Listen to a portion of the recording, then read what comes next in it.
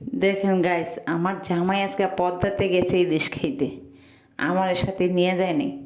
সেই জিদ্দে যাইয়া বাজার থেকে একদম 1 কেজি ইলিশ মাছ কিনে নিয়ে আসছি। একদম পদ্মার ইলিশের থেকেও আমার ইলিশগুলো অনেক বড় বড়।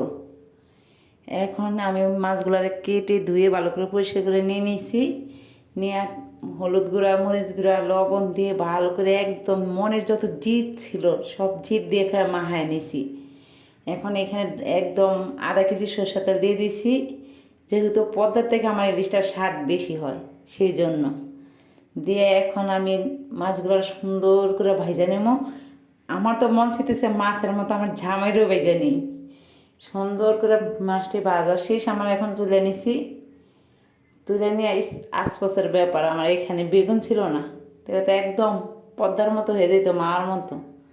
বেগুন না থাকলে কী হয়েছে, আমি এখানে এখন পেঁয়াজ মরিচ কষলাইয়া তারপরে এই তেলের মধ্যে ভাইজা নেব শুকনো মরিচ কতগুলা। জামাই খাইব পদ্মার ইলিশ, আমি খাবো নদীর ইলিশ। দেখা যাক কারটা মজা হয়।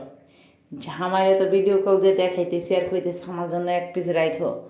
আমি বলতেছি না, কোনো রাখারাখি সিস্টেম নাই। আমি তো সেই কথা শুই না, রাগে পেঁয়াজগুলো এমন কষলাইতেছি একদম। এখন আমি এই তেলের মধ্যে সব পেঁয়াজটি ভাজা নেব। আপনারা কে কীরকম করেন জামাইয়ের সাথে আমার একটু জানাইন।